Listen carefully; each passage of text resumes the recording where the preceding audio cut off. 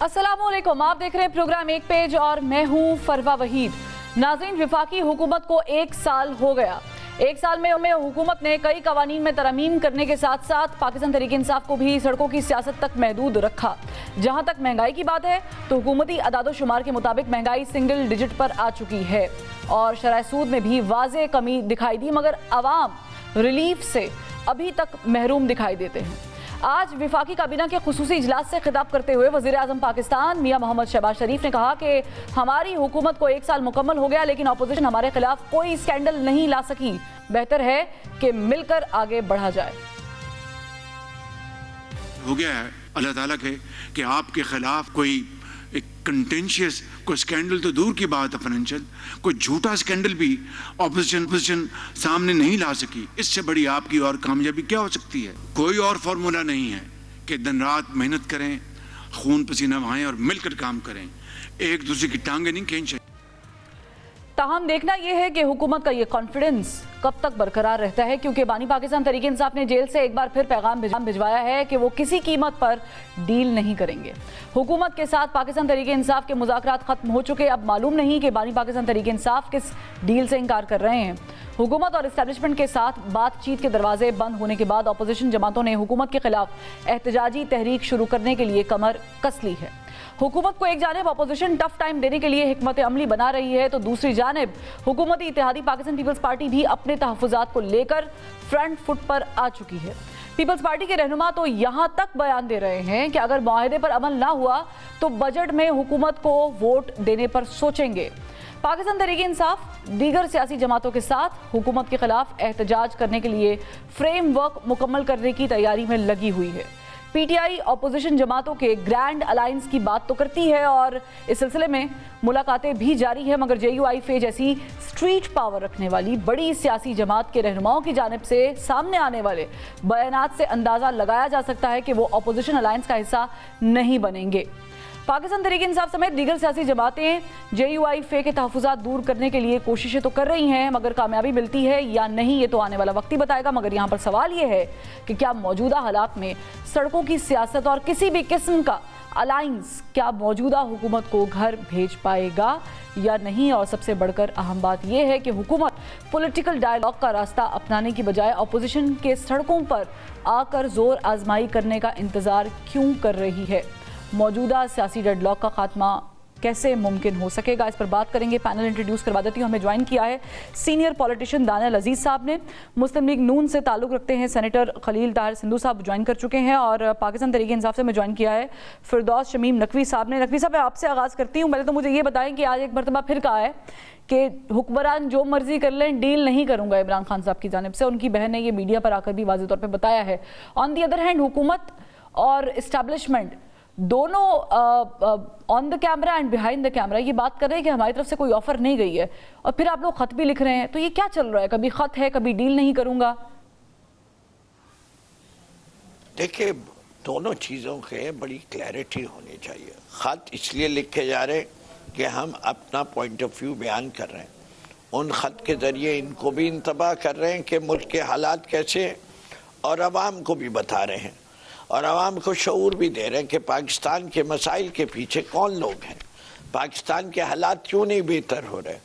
इससे कि आज 1 साल हो गया, ये फॉर्म 47 की हुकूमत की परफॉर्मेंस, जिसको ये बहुत आला कहते हैं, वो समझते हैं कि अगर महंगाई कम हो गई तो इसका ये इतनी कम महंगाई होने से मुल्क की मईशत को फ़ायदा हो रहा है, नुकसान हो रहा है। इससे कि इसका तो सिर्फ एक ही बात है कि लोगों की बाइंग पावर इतनी ख़त्म हो गई है कि डिमांड ही इकॉनमी में ख़त्म हो गई। जब डिमांड ख़त्म हो जाती है तो इकॉनमी स्टैगफ्लेशन में चली जाती है। स्टैगफ्लेशन के असरात नज़र आ रहे, आपकी large scale manufacturing negative growth में, आपकी एग्रीकल्चर जो है हार्डली 0.32% ग्रोथ पे। आपको हर साल मुल्क में लोगों को एम्प्लॉयमेंट देने के लिए मिनिमम ग्रोथ 6 से 7% चाहिए। लोगों की सतह गुर्बत पे जाने की तादाद 2 करोड़ से बढ़ गई है। तो ये कोई अच्छे इंडिकेटर्स तो नहीं है। आज के अखबार की जीनत है कि large scale manufacturing month on month 3.5% shrink की है, 3.5%। आपका current account deficit for the month positive के बजाय -3.35% हो गया है। तो ये डेफिसिट यानी आप कहना चाह रहे हैं कि, लेकिन आपने बिल्कुल आपने हुकूमत की कारकर्दगी पर तो रोशनी डाली, लेकिन आपने डील की बात को उस तरह वाज़े बयान नहीं किया। ये डील्स कहाँ से ऑफर हो रही हैं? जी मैं कह रहा हूँ जी, मैं ये वाली बात हमारी नहीं है। वो जो बार बार स्टेटमेंट देते हैं ना कि इमरान खान आईनारों की तलाश में, भाई इमरान खान और आपकी नस्ल में ही फर्क है। हमें ना एनआरओ 1 चाहिए, ना एनआरओ 2 चाहिए, ना हमने सऊदी अरेबिया जाके अच्छा, यानी आप कह रहे हैं कि पेशगी इमरान खान साहब ने ये कह दिया कि हम डील नहीं करेंगे। पेशगी नहीं, हम बता रहे हैं कि हम फर्क चीज है, हम इन जैसे हैं ही नहीं। हम इन जैसे होते तो बात कुछ और होती। ठीक है, चले मैं यही सवाल जो है दानियाल अजीज साहब की तरफ भी लेकर आती हूँ। अब ऐसे में दानियाल अजीज साहब, जब सिंगल डिजिट पे महंगाई आ गई है और कुछ रोशनी तो नकवी साहब ने भी डाल दी है हुकूमती कारकर्दगी पर, एहतजाज होगा तो क्या इसका कोई एंड रिजल्ट आप पॉजिटिव देख रहे हैं? और ये जो एहतजाज अलायंस बन रहा है, या अभी तो बना ही नहीं है वैसे बाय द वे, ये बनता हुआ भी दिखाई दे रहा है? इसमें जी दो अहम जमातें हैं सारे जो अलायंस कहला रहे हैं आप। एक JUIF है और एक PTI है। और एक तरफ तो PTI अपनी मकबूलियत का चर्चा जो है वो बताती है, सबको इतना रोब डालते हैं कि बाकी सब एक तरफ है और हमारी मकबूलियत एक तरफ है। तो फिर सवाल ये पैदा होता है कि इनको ज़रूरत क्या है इतनी बड़ी कोalition इकट्ठी करने की, ये खुद ही काफ़ी है। तो चूंकि मेरे ख्याल में इनको May 9 के बाद जो एंटी स्टेट किस्म का डिक्लेयर कर दिया गया है, तो उसको सॉफन करने के लिए फिर ये दिखाते हैं कि हम काफ़ी सारे इकट्ठे हैं। तो लेकिन JIF ने तो भी हतमी फैसला किया ही नहीं है। वो कल भी कामरान मुर्तज़ा साहब प्रोग्राम में बता रहे थे मेरे कि अभी मौलाना साहब आएंगे तो हम डिसाइड करेंगे। मैं उस तरफ आ रहा हूँ कामरान मुर्तज़ा साहब ने ये कहा कि पिछली दफ़ा जब हमने वोट को इज्जत दो के नारे का साथ दिया आइन के तहफ़्फ़ुज़ के लिए, तो हमारी उस वक्त 18 सीटें थी। तो जिस वक्त नून लीग भाग गई, हमारी 8 सीटें रह गई। तो जब ये PTI के साथ अगर हम आइन तहफ़्फ़ुज़ पाकिस्तान के लिए तगदो करें, तो जब ये भागेंगे ये ना हो कि हमारे पास 2 सीटें रह जाएं। तो उनके ये खदशात हैं, क्योंकि जो माशाल्लाह हकीकी आज़ादी हम ले आए हैं पेशावर में जाके, गौहर साहब जो चेयरमैन है PTI के और जो चीफ मिनिस्टर हैं, वो हम तो हमेशा सोचते रहे हैं कि ये आज़ादी का नारा तो हम बचपन से सुन रहे हैं कि जी हम लेके रहेंगे आज़ादी। ये तो मकबूजा कश्मीर का नारा था, लेकिन ये पता चला एक नई चीज़ आई है, उसका नाम हकीकी आज़ादी है। तो हमें तो नहीं पता चला कि हकीकी आज़ादी क्या है, हम सोचते रहे। लेकिन पता तब चला जब पेशावर जाके आर्मी चीफ से हकीकी आज़ादी ली PTI ने, ये लेने की कोशिश की, कि हमें पता चला कि ये तो आर्मी देती है हकीकी आज़ादी। तो इनको फिर लेकिन वो हकीकी आज़ादी भी तो मिली नहीं ना। वो ज़ाहिर है कि खाने शाने पे बात खत्म हो गई, उसके बाद तो कुछ हुआ नहीं। हाँ, लेकिन पता ये चला कि वहां से मिलती है। पहले तो हमें कुछ और बताया गया था कि हमें आइन और कानून चाहिए, तो आइन और कानून में कहाँ आर्मी चीफ का ये रोल लिखा हुआ है। तो इसमें फिर इनके जो साथी हैं, इन्होंने भी ये कह दिया कि नून लीग को तो 5 मिनट लगे थे ये वोट को इज्जत दो के नारे को डस्टबिन में फेंकने के, तो इनको शायद 2.5 मिनट लगेंगे। उस वक्त ये कहेंगे कि ताहयात आप ही चीफ रहे, और DG FIA को बोलेंगे इनके खिलाफ सेडिशन के बगावत के मुकदमे बनाए, और IG पंजाब को ट्रांसफर कर देंगे कि आपके बेनोई का जो प्लॉट है उसका कब्जा नहीं दिलवाया। पता चला अदालत से कि वो प्लॉट उनका था ही नहीं। तो ये आइन और कानून इनको भी चाहिए अब। ठीक, यानी आप कह रहे हैं कि चले अब वो तो आपने समराइज कर लिया, लेकिन JUIF अगर नहीं जाती तो फिर ज़ाहिर है कि पिक्चर चेंज हो सकती है। लेकिन सिंधु साहब, मैं आपकी तरफ दोबारा आती हूँ। डील पे बात हम कर रहे थे, तो मुझे बताएं कि क्या ये डील जो खान साहब बार बार रिपीट कर रहे हैं कि मैं डील नहीं करूँगा, ये डील आपकी तरफ से ऑफर हो रही है? ये पता नहीं इनको को ख्वाब आता है, जिस तरह भी फिरदौस शमीम नकवी साहब विद दैट मोस्ट रिस्पेक्ट बड़े आज गुस्से में लग रहे हैं कि ये हम वो नस्ल नहीं है। ज़ाहिर है ये नकल है, हम मसला है, तो वाकई ये वो नस्ल नहीं है। बिल्कुल इनको सही बात कर रहे हैं। लेकिन दूसरी बात जो है, ये बार बार डील की कि वो एक आदमी कुएं में गिरा, दानियाल साहब इस बात को समझेंगे, तो वहीं से भी अपना रोप झाड़ रहा था कि मुझे यहाँ से निकाल ले वरना मैंने किस तरह मुंह कर जाना है। आप किस तरह मुंह करना है भाई? अब तो खत्म हो गया काम आपका। आप तो हफ्ते 1.5 के बाद आपको देखेंगे जो आपने 9 मई का वाकया किया और जो आपने अपना सारी इसकी प्लानिंग की चक्रिया के करीब एक बहुत बड़े फार्म हाउस पे, वो सारी की सारी सामने आ गई है। वो सारे लोग सामने आ गए हैं, उनको मेंबर सामने आ गई है, रिपोर्ट आ गई है। और जो आपका मेन परपिट्रेटर था पीछे, वो आपके खिलाफ आधा अफवाह बनेगा और काम खत्म हो जाएगा। दूसरे नंबर पे आप देखिए, 1 साल में आपका किसी ने कोई इनको डील नहीं की। हम तो इस डील में पोजीशन, हम तो इस गवर्नमेंट इस पोजीशन में भी नहीं है। दानियल साहब मेरी बात को सेकंड करेंगे, ऑल्दो मेरे तो बहुत सीनियर हैं और मुस्लिम लीग नून में भी जब थे बहुत सीनियर थे, हमारे भाई हैं, लेकिन इस बात को करेंगे कि इसको हम कैसे डील दे सकते हैं जब फौजी अदालतों से इनको सजा हो गई है, मुकदमे उधर चल रहे हैं, कांग्रेस अदालत ने ले ली है। और जब तो फिर आप लोग ये बार बार क्यों कहते हैं कि ये एनआरओ मांग रहे हैं, एनआरओ लेके आना चाह रहे हैं? आप लोगों को क्या ये खौफ है? जी इसलिए मांग रहे हैं कि ये जितनी चिट्ठियां लिख रहे हैं, वो किसी ने कहा था कि इस खत को नहीं, तो चिट्ठी लिखने में कोई एनआरओ मांगने में चिट्ठी लिखने में हिंदू साहब बहुत फर्क होता है। एनआरओ मांग के वो सऊदीया थोड़ी जा रहे हैं। नहीं, उसी का मतलब ये है नहीं, सऊदीया ना जाए, चलो नहीं जाता तो ना जाए, ऐसी कोई बात नहीं है, लेकिन उसमें भी मैं आ जाता हूँ बाद में मिस सरवा। लेकिन ये जो बार बार चिट्ठियां लिख रही हैं, कभी डोजियर देने, कभी कुछ करने, कभी IMF के सामने जाके एहतजाज करना, कभी कहना हमने बारूदी सरंगें बिछा दी हैं, कभी उन्हीं को कहना जिनसे हम एस्टेब्लिशमेंट के खिलाफ एलिगेशन लगाते हैं। टाइम मैगजीन में आर्टिकल लिखते हैं इनके जो सदर मोहतरम है साहब का, वो वहां पे अमेरिका में मुहिम चला रहे हैं और फिर उन्हीं से मुज़ाकरात करना चाहते हैं। चले, यानी आप कह रहे हैं कि कोई डील जो है वो ऑफर नहीं हो रही? सवाल ही पैदा नहीं होता, और हमारे पास तो डील इनको देने के लिए भी कुछ नहीं, ये कन्विक्टेड लोग। नहीं, वो तो आपके पास मुलाकात कराने की भी जरूरत नहीं थी, वो तो हमें पता ही है कि मुलाकात भी नहीं करा पाए आप, कमीशन भी नहीं बना पाए, तो फिर डील तो। मिस फरवा खान साहब कहते होते थे सबके लिए एक जैसा सलूक होना चाहिए, तो क्या ये अनोखे शहजादा की इनकी हर रोज में मुलाकात हो? ये तो ऐसी तो कोई बात नहीं। वहां भी मियां नवाज शरीफ भी रहे, वहां पे हमजा साहब भी रहे, शहबाज शरीफ रहे हैं, बाकी हमारे लोग रहे। दानियल भाई को पता सारी बातों का, जो उन्होंने सौंपतें काटी हैं, तो ये इस तरह से तो नहीं होता। चले मैं इस पे मजीद एक सवाल करती हूँ, क्योंकि ज़रा की हुकूमत का 1 साल भी मुकम्मल हो चुका हुआ है और वज़ीर आज़म साहब ने आज जो है वो डिस्कस भी किया काबीना में, बातें भी की कुछ, वो भी डिस्कस करेंगे। लेकिन फिरदौस शमीम नकवी साहब, ये जो अलाइंस बना रहे हैं आप, इसमें ज़रा है कि छोटी बड़ी तमाम सियासी जमातों को दावत दी गई है, GDA भी शामिल होगी, लेकिन अगर जमात इस्लामी इसमें शामिल नहीं होगी, जो कि एक स्ट्रीट पावर रखती है, बड़ी सियासी जमात है, JUIF अभी भी इंडिसाइसिव है, वो भी शामिल नहीं होती है, तो फिर पाकिस्तान तरीके इंसाफ बाकी दीगर सियासी जमातों के साथ जिनकी स्ट्रीट पावर उस तरीके से इफेक्टिव नहीं है, क्या करने जाएगी?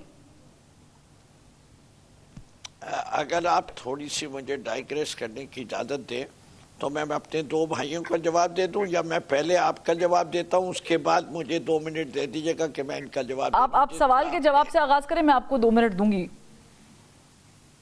अच्छा जी, देखिए, पहली चीज, हम अकेले भी चलने को तैयार हैं, इससे कि जो हमारे साथ हमारी कोशिश और काविश ये है कि हमारे साथ सबने जिस तरह कह दिया है, हर पार्टी ने कह दिया कि ये 2024 का इलेक्शन जो था, ये पाकिस्तान की तारीख का बदतरीन इलेक्शन था, और इसमें जो फॉर्म 47 किया गया है, इसकी मिसाल पहले कभी नहीं मिलती।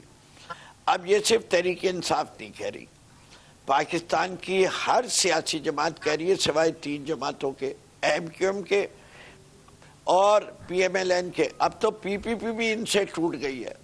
PPP भी कहती है कि बिलावल को हटाया, जो जीता वो जाली जीता। उन्हीं ने पंजाब में 6 सीटें गिना दी कि इधर जो है धांधली हुई है। तो पहला केस ये है। दूसरी चीज़ कि मुल्क के अंदर हम लॉ एंड ऑर्डर की बेहतरी चाहते हैं। अब पाकिस्तान में, जिसमें रोज़ाना की बुनियाद पर मेरे 5 नौजवान एवरेज पिछले 3 माह में शहीद हो रहे हैं, उस मुल्क में कौन कह सकता है कि इधर लॉ एंड ऑर्डर है? ठीक।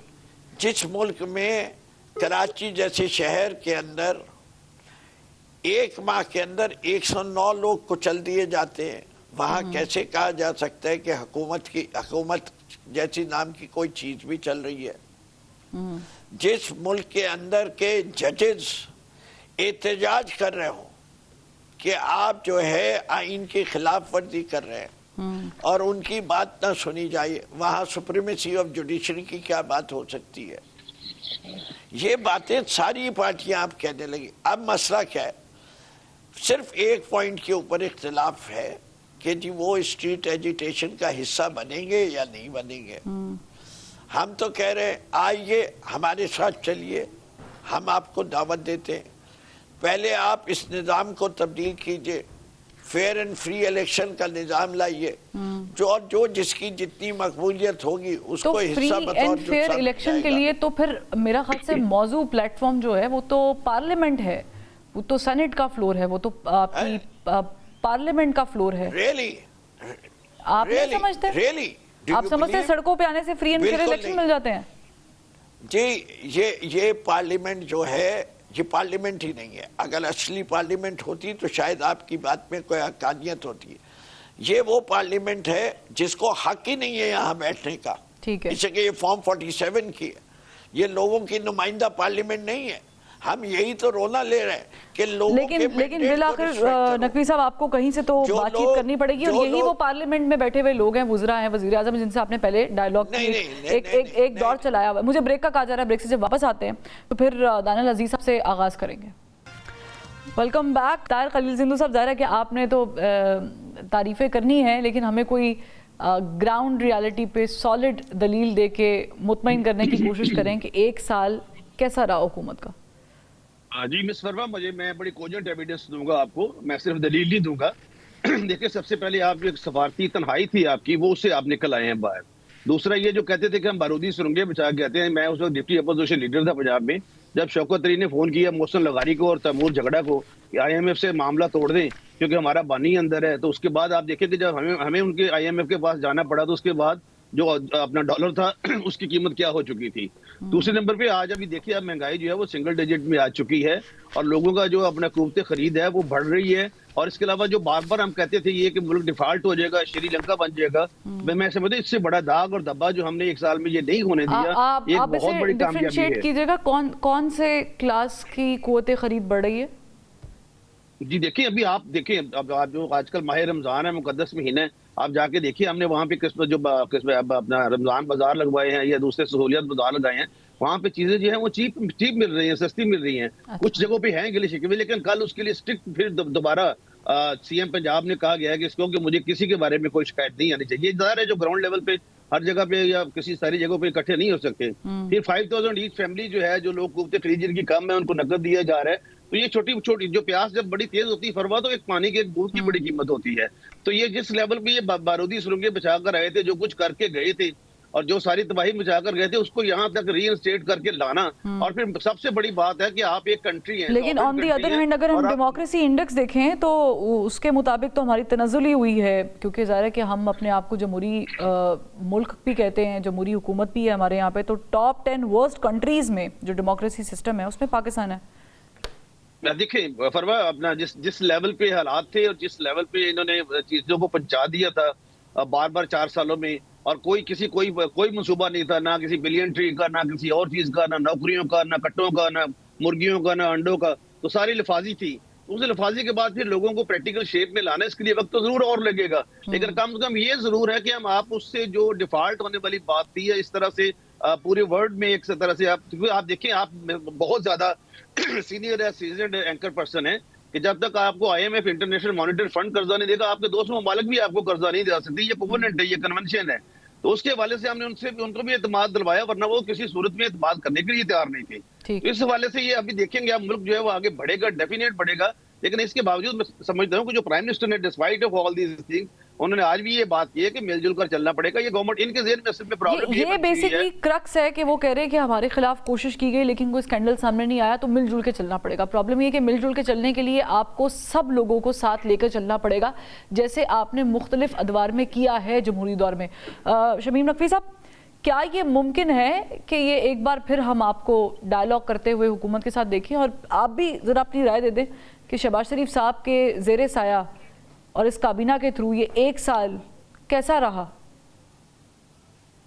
कि पहले तो मेरे बरादर मोहतरम इस बात का एतराफ़ कर लें कि PTI के दौर में महंगाई 12% थी, और उसके 2 साल के बाद जब शहबाज शरीफ साहब का पहला दौर था तो 12 से वो बढ़ के 38%, 38% हो गई। गलत कह रहा हूं तो जो चोर की सदा वो मेरी। एक दूसरी चीज ये, जब PTI की हुकूमत गिराई गई, उसके पिछले 2 सालों में जो शराय GDP ग्रोथ रेट थी वो 6.1 और 5.9% रही। जिन मुल्कों की 5.9 और 6.1% ग्रोथ रेट होती है, वो बता दें कि कितने मुल्क डिफॉल्ट पे गए इस ग्रोथ रेट के साथ। तीसरी चीज, IMF ने कौन सा कर्जा पाकिस्तान को देने से PTI के दौर में इनकार कर दिया। चौथी चीज ये कहते थे कि पीटीआई ने करप्शन बड़ी की है। अब पिछले 3 साल से इनकी हुकूमत है, पाकिस्तान का करप्शन इंडेक्स में तनज़्ज़ुली हुई है या बेहतरी आई है? तनज़्ज़ुली हुई है। कितने पॉइंट तनज़्ज़ुली नहीं, हुई है? लेकिन अगर मैं आपके दौर को 2016 के साथ कंपेयर करूंगी तो जाहिर है कि फिर आपके अदादो-शुमार पाकिस्तान तहरीक-ए-इंसाफ के दौर हुकूमत के बड़े वर्स्ट जी एक we went down one place, मैं तो कोई उसके नहीं कह रहा, वन डाउन। कोविड के दौरान सारी दुनिया में सबसे बेहतरीन परफॉर्मिंग हुकूमत के टॉप 3 कंट्रीज में हमेशा नाम पाकिस्तान का आता है। बहुत बड़ा क्राइसिस था, 2 साल रहा, हमारे 3 साल में 2 साल कोविड रही और उसके बाद ये परफॉर्मेंस ही, इनको तो कोई क्राइसिस ही नहीं मिले उसके नहीं। लेकिन उन्होंने वो दावा कर रहे हैं कि वो सिंगल डिजिट पे महंगाई ले आए हैं। इस वक्त जाहिर है कि जैसे कि आपने भी जिक्र किया पीडीएम के दौर में महंगाई बहुत बेकाबू हो गई थी, वो वापस लेकर आ तो रहे हैं। जी नहीं, बड़ी अच्छी बात है ना। आप पहले दूध की कीमत 200 से 600 रुपए कर दीजिए और उसके बाद कह रहे हैं अब कीमत नहीं बढ़ रही, तो बड़ी आप हमारी तारीफें करें। भाई आप 600 को 200 तक ले आइए ना वापस, अगर आप बहुत अच्छे हैं। वो तो ये नहीं हो रहा, ये तो सिर्फ कह रहे हैं कि अब कीमत और नहीं बढ़ रही। भाई आपने इतनी महंगाई कर दी कि लोगों की खरीदने की ताकत सुलभ हो गई है। They cannot afford to buy anything. So demand has vanished from the market. अब मैं आपसे कह रहा हूँ कि सताए गुर्बत के नीचे कितने लोग और आए हैं उसकी तादाद दे देना, कम हुई है या ज्यादा हुए? मुल्क से माइग्रेशन, 20 लाख नौजवान छोड़ के मुल्क में जा रहे हैं और किस किस तरीके से जा रहे हैं, क्यों जा रहे हैं अगर पाकिस्तान के हालात इतने अच्छे? लेकिन ये ब्रेन ड्रेन तो बहुत पुराना स्टार्ट हुआ है, ऐसा नहीं है कि आप इसको नेगेटिव नो आप ये फिगर इतनी हाई पाकिस्तान की पिछली 20 साल की तारीख में नहीं है। अच्छा। आपकी इन्वेस्टमेंट की शरह कल के अखबारों की हेडलाइन है, हमारी नहीं है, खुद स्टेट बैंक की, lowest level of investment in the last 70 years, 8.5% of the GDP. While region के अंदर, इंडिया के अंदर यही नंबर 40% है, बांग्लादेश में 37% है, हमारा 8.5%। ये इनको इकोनॉमी बहुत हेल्दी नजर आ रही है। अल्लाह मियाँ चले, आप कह रहे हैं कि ये वर्स्ट हुकूमत कर रहे हैं, अगर वो सिंगल डिजिट पे लेकर आए हैं, शरह सूद में कमी की है। वो कह रहे हैं कि खास करके मरीम नवाज साहिबा बहुत एक्टिव हैं, बहुत डिफरेंट और मुनफरिद जो है वो प्रोग्राम्स लॉन्च भी कर रही हैं, कभी स्कूटीज दे रही, कभी लैपटॉप। आप कह रहे हैं ये कुछ भी नहीं हो रहा। दानिया साहब, मुझे आप भी बता दें, जरा थोड़ा सा एक्सप्लेन कर दें कि जो 1 साल गुजरा है मियां मोहम्मद शहबाज शरीफ साहब की काबीना का, ये कैसे रिलीफ दिया इन्होंने और कितना अच्छा और कितना बुरा? इसमें बड़े जो सबसे अहम मेरे ख्याल में कमेंट है वो ये है कि देखें, जो ये स्टेबिलिटी की बार बार हमें याद दहानी करवाते हैं, तो स्टेबल तो लाश भी होती है, मैयत जो पड़ी होती है वो भी काफ़ी स्टेबल होती है। तो पाकिस्तान में जो स्टेबिलिटी है दर हकीकत ये आई थी केयर टेकर गवर्नमेंट के दौरान, जब स्टैंड बाय एग्रीमेंट हुआ, जब डार साहब ने IMF के साथ हमारे ताल्लुकात अच्छी तरह से ख़राब कर दिए थे, और उस स्टेबिलिटी के बाद इनका काम था कि इसको ग्रोथ में कन्वर्ट कर दे। तो ये एक आम फहम बात है कि जी ये कारोबारी लोग हैं, इनके पास बड़े गुर हैं, बड़े तरीके आते हैं, ये वो लैंग्वेज जानते हैं, वो तरीका जानते हैं, तो ये जो है ना हमारे लिए मईशत चला देंगे। अभी मैं आपको बताना चाहता हूँ कि ग्रोथ जो है वो हुई है 0.92%, यानी 1% से कम।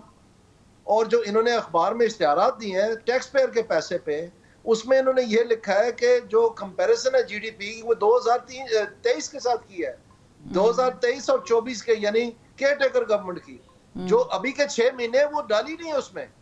तो कहते हैं कि ये जो लफ्ज है बाजारी, ये कम तोल करते हैं, ये मिलावट करते हैं, ये कॉर्नर कटिंग करते हैं, इस तरह की बातें। तो ये उल्टा जो है, बजाय के उस तजर्बे का हमें फायदा मिले पाकिस्तान को, ये हमारे पैसों से ही हमें बेवकूफ बना। लेकिन आप ये भी तो देखिए, अप्रिशिएट करें कि डिफॉल्ट करने की बातें लोग कर रहे थे, डिफॉल्ट नहीं हुआ, मुल्क बच गया। वो कह रहे हैं कि हमने आम लोगों के लिए बड़े अच्छे मंसूबे जो हैं वो लॉन्च किए हैं, बिजली की कीमतों पे काबू पाने की कोशिश कर रहे हैं, IMF कर्ज नहीं दे रहा था, उसने कर्ज दे दिया। तो पॉजिटिव चीज़ें भी तो बहुत हुई हैं। इसमें मैं आपको ये बताना चाहता हूँ जी कि जो आपने स्टेबिलिटी की बात की है ये फॉरेन एक्सचेंज के हवाले से, इसमें इस साल 13 अरब डॉलर की रोल ओवर किया है गवर्नमेंट पाकिस्तान ने, 13 अरब डॉलर की। इस वक्त जो आपके फॉरेन एक्सचेंज रिजर्व है वो 11.7 अरब डॉलर है। एग्जैक्टली। तो आप मुझे ये बताएं कि अगर ये ममालिक अपने पैसे मांग लें तो आपके पास कितने रह जाएंगे? आपके पास तो कुछ भी नहीं रहेगा। तो ये दर हकीकत रोल ओवर इकोनॉमी है। जो मैं असल बात आपको बता रहा हूँ, जो ये छुपाने की कोशिश कर रहे हैं कि इनकी जो इनके जो 5 इस वक्त इन्होंने प्लान्स राइज कर दिए हैं। एक इनका स्टीफन डेकरन प्लान था, वो अगस्त 14 को नहीं आया। फिर इन्होंने IMF का साइन कर लिया सितंबर में। दिसंबर में आके इन्होंने पुराना 2 साल प्लान झाड़ झूड़ के उड़ान के नाम से, जो अंग्रेजी के अखबार में पढ़े तो यूरैन बनता है, वो अनाउंस कर दिया। फिर जनवरी के महीने में इन्होंने दोबारा से वो प्राइम मिनिस्टर की वेबसाइट पे स्टीफन डेकरन प्लान भी चढ़ा दिया। अभी ये हम हजम कर रहे थे 3 प्लान के, इधर से वर्ल्ड बैंक आ गया, उन्होंने भी 10 साल प्रोग्राम दे दिया। और SIFC का भी एक प्लान है जो चल रहा है। तो ये 5 प्लान है, 5 प्लान मईशत के बारे में। और 5 प्लान में कोई 3 साल का है, कोई 37 महीने का है, कोई 5 साल का है, कोई 10 साल का है। सारों के हदफ जो है एक दूसरे से नहीं मिलते। तो प्राइवेट सेक्टर तो बिल्कुल कंफ्यूज होकर रह गया है। पॉलिटिकल स्टेबिलिटी इनके पास है नहीं। अब सड़क पे जाते हुए लोगों से पूछ रहे हैं जी को मशवरा दो, क्या है कोई ठोस इक़दाम करे। अभी मैं अखबार में पढ़ा था कि बिजनेसमैन बैठा के, तो चंद बिजनेसमैन जो कोई इनके वाकिफ है प्राइम मिनिस्टर के, उनको बैठा के कह रहे थे को हमें मशवरा दे अगले साल हम क्या करें। ये तो हालत है। ठीक। और इसमें सोने पे सुहागा ये है कि जो काम हुकूमत का है वो अगर सेनेटर फैसल वावड़ा साहब करें तो फिर अचंभे की बात है, क्योंकि हुकूमत को ये चोरियां पकड़नी चाहिए और उनका काम बनता है कि वो मुल्क के ख़जाने से लूटा हुआ पैसा वापस ख़जाने में डालें। बहरहाल एक ब्रेक लेते हैं, फिर वापस आते हैं। ब्रेक पे जाने से पहले हम वज़ीर-ए-आज़म शहबाज शरीफ का 1 साल डिस्कस कर रहे थे और फिर जाते हुए उन्हें बताया कि सेनेट की कायमा कमेटी बराए बहरी अमूर के चेयरमैन कमेटी जो है सेनेटर फैसल वावड़ा, उन्होंने 50-60 अरब रुपये की जो चोरी का जिक्र किया और बचाई है। उसके साथ साथ मुल्क में 8 महीने के अंदर 15 अरब 78 करोड़ डॉलर तक जो है वो तजारती खसारा पहुंच चुका है। आप अंदाज़ा लगा लें कि ये कितना बड़ा खसारा है जो इस वक्त हो रहा है। लेकिन वापस आते हैं अपने टॉपिक की तरफ। सिद्धू साहब बताइएगा, कोई डायलॉग की राह निकल सकती है? इन्होंने 3 मुज़ाकरात किए और आपको पता है 7 वर्किंग डेज का मतलब क्या होता है कि उसमें से छुट्टियां निकाल के इन्होंने खुद ही ऐलान कर दिया और खुद ही तोड़ दिया उसको। पहले कहते थे हम जरदारी जो हमारी गोली की निशिस्त पर है, हम चोर और डाकू हैं, और जो MQ वाले वो भी बड़े मुहिब्बे वतन नहीं है, तो हम किसी से डायलॉग नहीं करेंगे। और फिर खुद ही उसको डिस्कनेक्ट कर दिया, खुद ही शुरू कर दिया। जिनसे ये करना चाहते हैं लेकिन अभी अलायंस में कुछ लोग ज़ाहिर ऐड हुए ना, मुस्तफ़ा नवाज खोकर, साबिक वज़ीर-ए-आज़म शाहिद खान अब्बासी और दीगर लोग हैं, महमूद खान अचकज़ई, बातचीत हो सकती है? वो उनका इनके साथ बिल्कुल किसी किस्म का ना इत्तेहाद होना है। और ये ऐसे इत्तेहाद नहीं, आप इतने कॉन्फिडेंस से कैसे कह रहे हैं कि इत्तेहाद होना नहीं है? नहीं जी, मैं कहता हूँ ना, हमने देखा, मैं 2002 से मैं असेंबली का मेंबर बन के आ रहा हूँ, 4 दफा मिनिस्टर हूँ पंजाब में। मुझे पता है ये जो भी होना है वो पहले, अगर ये इतनी है तो ये कहते हैं कि जी इलेक्शन ठीक नहीं हुए तो करा दे KP में। मौलाना साहब को सबसे ज्यादा तहफ़्फ़ुज़ात KP में है ना, तो इलेक्शन वहाँ पे करवा दे, शुरू करवा दे काम भी, बिस्मिल्लाह करें, नेक काम का आगाज कर दे वहाँ से। ठीक है, चले, आप कह रहे हैं कि अलायंस बनेगा ही नहीं। फिरदौस शमीम नकवी साहब, ये अलायंस बनेगा? मुझे तो 100% यकीन है कि हर मुहिब्बे वतन पाकिस्तानी अगर इस मुल्क की बही खा है तो उसके पास अब इस वक्त के इसके अलावा कोई ऑप्शन नहीं है कि इस हुकूमत को हटाने के लिए, इस रिजीम को, इस हाइब्रिड रिजीम को, ये जर्नलों के राज को ख़त्म करने के लिए, जमहूरियत लाने के लिए उसे इत्तेहाद में आना पड़ेगा। ठीक है, यानी आप कह रहे हैं कि आपको कोई इस पर डाउट ही नहीं है कि ये अलायंस नहीं बनेगा, ये बनेगा। दानिल अजीज साहब, ये अलायंस बनेगा, नहीं बनेगा? बनेगा तो डायलॉग होने चाहिए? मैंने इसका जवाब दे दिया जी, डायलॉग बड़ी अच्छी चीज़ है, ज़रूर होना चाहिए। लेकिन मुझे थोड़ा सा ताज्जुब इस बात का हो रहा है कि आज जो PTI मौक़िफ़ लिए बैठी है, वो हैरानगी इस बात की होती है कि यही सारे रास्ते जो हैं इस्टेब्लिशमेंट को यही दिखाने वाले हैं कि जी एक कर्नल साहब थे, हमें बुलाना ही नहीं पड़ता था मेंबरों को, वो कर्नल साहब जो है हमारे असेंबली के मेंबर पूरे कर देते थे, वोट हो जाता था, बड़ा आराम था हमें। और ये जो ताहयात आर्मी चीफ बनाने की बातें थी, और ये जो पीका एक्ट है, ये जो एंकर निकालने वाली जो बात है, मीडिया को स्ट्रैंगुलेट करने वाली बात, ये सब किस दौर में हुआ? ये किस दौर में हुआ कि मैं रुलाऊंगा इनको? ये किस दौर में बताया गया कि जी आप जाली मुकदमात बनाएं? खैर, पीका तो 2016 वाले दौर की देन है, वो ज़ाहिर है इंटरप्रिटेशन। ये सारे रास्ते इन्होंने दिखाए हैं जी। जो आप मुझे बताएं जो मीडिया हाउसेस के साथ होता रहा इनके दौर में, वो सब ठीक होता रहा है? तो आज क्या हो रहा है मीडिया हाउसेस के साथ दानिल अजीज साहब? आप इससे मैं तो आपको कह मेरा ख्याल से तो मैं तो आपको कह रहा हूँ कि रास्ता दिखाने वाला सारा ये थे। ये जो कह रहे कि इलेक्शन खराब हुआ है, इलेक्शन खराब करने का तरीकाकार किसने दिखाया इनको सारा रास्ता? ठीक। कब हुआ था वो? तो यानी आप कह रहे हैं कि इनके दौर में हुआ है तो आज के दौर में भी बराबर हो रहा है, ऐसा ही है? बिल्कुल भी नहीं, बिल्कुल भी नहीं। मैं कह रहा हूँ कि आज ये कह रहे हैं कि कानून और आइन की बात उस वक्त जो इनको कहा जाता था कि आपके आंसू, लेकिन फर्क है ना दानिल अजीज साहब, मुझे क्यों निकाला बहुत स्ट्रेंथन हो गया था लेकिन फिर उसके बाद वो गायब हो गया। अब प्रॉब्लम ये है कि ये कह रहे थे कि हमें क्यों निकाला और अब ये कह रहे हैं कि हम गैर सियासी कुव्वतों के साथ बात नहीं करेंगे और मिलकर बैठ के बात मैं आपको यही कह रहा हूँ, मैं आपको इनकी असलियत आपको बता रहा हूँ कि नून लीग को 5 मिनट लगे थे वोट को इज्जत दो को रद्दी की टोकरी में फेंक का, इनको 2.5 मिनट लग रहे हैं। ये तो अभी तैयार है पेशावर जाके, कौन से आइन और कानून की बात कर रहे हैं आप? ठीक है, चलें, आप कह रहे हैं कि इनको 2.5 मिनट लगेंगे। सिद्धू साहब, लास्ट मिनट चल रहा है, कोई एक पॉइंट जिस पे आप लोग डायलॉग कर सके, वो है फ्री एंड फेयर इलेक्शन और अर्ली इलेक्शन, कोई चांस है? नहीं, कॉन्स्टिट्यूशन में ऐसा नहीं है, इनके जेल में मतलब गलत। कॉन्स्टिट्यूशन में तो 90 दिन में इंतखाबात कराना भी था। नहीं, मेरी बात सुने ना, वो भी इन्होंने गलत किया था। आर्टिकल 224 से इनकी एक पूरी स्कीम है इलेक्शन करवाने की और इनके खिलाफ अदम एतमाद आया था और पीटीआई के मेंबर्स ने वोट नहीं दिए थे, बाकी लोगों ने इनके खिलाफ वोट दिए थे। असल में इनके जेल में ये किसी ने गलत बैठा दिया, जिसने भी बैठाया, कि शायद पीटीआई ने 5 साल पूरे करने, नहीं पार्लियामेंट ने 5 साल पूरे करने होते हैं। तो यानी आप कह रहे हैं कि फ्री एंड फेयर इलेक्शन तो दूर की बात है, इलेक्शन तो दूर की बात है, फ्री एंड फेयर इलेक्शन पर भी इनके साथ बातचीत नहीं हो सकती है। बहरहाल असेंबली का फ्लोर एक मौजू प्लेटफॉर्म है जहाँ पर गुफ्तगू होनी चाहिए। हुकूमत जो है वो 1 साल मुकम्मल कर चुकी है और लगता यूँ है कि कॉन्फिडेंस है हुकूमती बेंचेस में, और वो कॉन्फिडेंस ये कि हम 5 साल कहीं नहीं जा रहे, पूरे करके जाएंगे। लेकिन ऑन दी अदर हैंड जो अलायंस बनने जा रहा है, अब ये अलायंस बनता है या नहीं बनता, ऊंट किस करवट बैठेगा ये तो आने वाला वक्त ही बताएगा। लेकिन अगर इत्तेफाक से तमाम सियासी जमातें एक हो गई तो मेरा ख्याल से मुश्किल में पड़ जाएगी मौजूदा हुकूमत। इजाज़त दीजिए, कल फिर मुलाकात करते हैं। अल्लाह हाफ़िज़, बहुत शुक्रिया फिरदौस शमीम नकवी साहब, ताहिर खलील सिंधू साहब और दानिल अजीज साहब।